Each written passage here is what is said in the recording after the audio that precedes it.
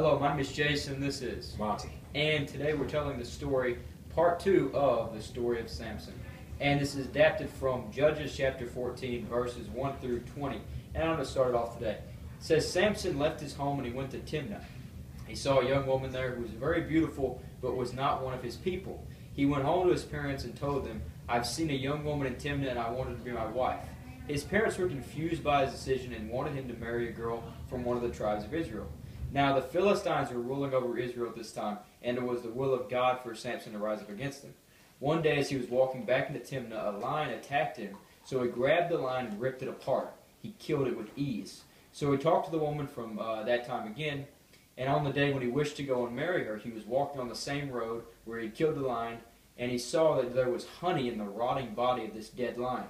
So he stuck his hand in it and tasted it, and he took it along with him. He later gave some to his parents, and they tasted the honey, and although they were unaware of where it came from. And then on a special day, he made a feast for the young woman, and he invited 30 of his friends and asked them to answer a riddle which he had designed. You can go on from there. All right, just starting with the feast right here.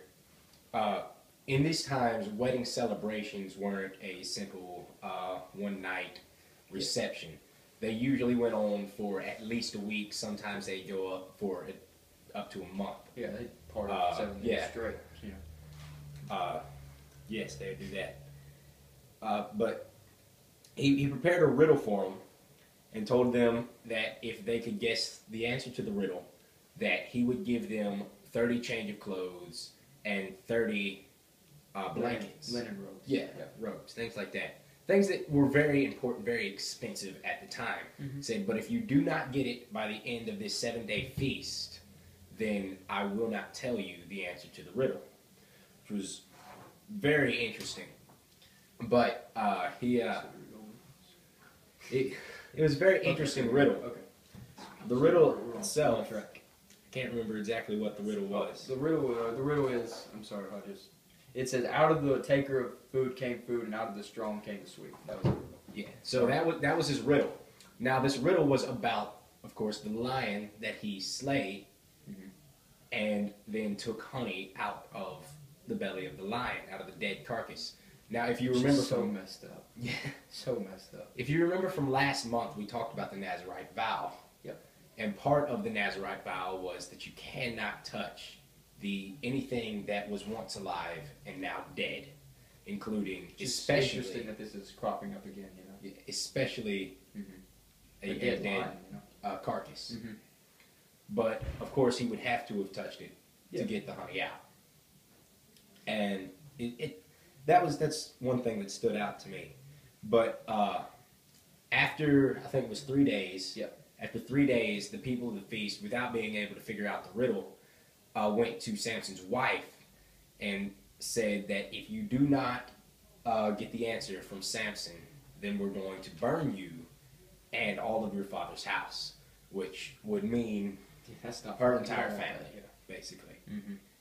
And she went to Samson and said, I really need you to tell me the answer to this riddle. And then he turns into a jerk for this rest of this story. And he's like, I've even told my parents, why would I tell you? Which, that is one of the dumbest, I'm sorry. But of course, here, but that was ridiculous. Stupid move there. If you go through history, though, you will realize that more reverence was given to the parents. Yeah. All I'll say here is happy wife, happy life. Yes. But in any case, he wouldn't tell her the answer to the riddle until the very last day of the feast. He finally told her. She went and told everyone else. And basically they came to him acting like they knew it the whole time. They said, what's sweeter than honey and what is stronger than a lion? And he said, if you had not plowed with my heifer, you would not know the answer to the riddle. Wow. And as he was saying, he did turn into a jerk here in the middle. That's pretty jerkish thing to say there. Which just goes to show how different culture was back then. Remember, this guy is a hero in the Bible too, so I don't know. You mind if I take this right here? Go ahead. Okay, so from this point on, whenever the men give him the answer to the riddle, he's like, well, I don't have that stuff. So he goes and he kills over 30 men from a distant town, and he takes all their stuff, and he comes and gives it back to them. And then after that, he turns into a wine bag, and he goes back to his parents' house. And while he's gone, weeping and crying at his mom and dad's house, some of the men take his wife and they give it to his best man from the wedding. Her father. Isn't that's the funniest?